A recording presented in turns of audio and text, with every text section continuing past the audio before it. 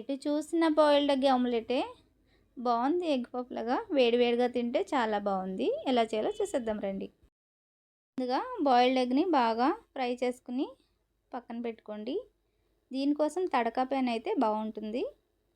ఒక 2 ఎగ్స్ని ఇలాగా మంచిగా బీట్ చేయండి. బీట్ చేసి అదే ప్యాన్లో వేసేసి ఫ్రై చేసి పెట్టుకున్న ఎగ్ని కూడా మధ్యలో వేసి కతమా మిశ్రమాన్ని కూడా వేసేసి దీనిపైన ఉల్లిపాయ ముక్కలు, టమాటా ముక్కలు, కొత్తిమీర తరుగు కూడా వేసేసి దీంట్లోకి కొంచెం ధనియాల పొడి, పసుపు, ఉప్పు, కారం వేసి కొంచెంసేపు సిమ్లో పెట్టి కాలనివ్వండి. ఇది సిమ్లో పెట్టి కాలితేనే మాడకుండా వస్తుంది. ఇది టర్న్ చేయడమే కొంచెం కష్టంగా అనిపించింది, కానీ స్లోగా టర్న్ చేస్తే అయిపోయింది. చూసారా మంచిగా వచ్చింది. దీనిపైన కూడా మళ్ళీ ఉల్లిపాయ ముక్కలు, టమాటా ముక్కలు, కొత్తిమీర వేసుకుని కొంచెం ఉప్పు కారం చల్లుకొని స్లోగా మగ్గరించుకుని తింటే చాలా బాగుందండి. టేస్ట్ అయితే బాగానుంది. ఆమ్లెట్ లాగే ఉంది. మార్నింగ్ చేసుకుంటే బ్రేక్ఫాస్ట్ అయిపోతుంది. Thanks for watching.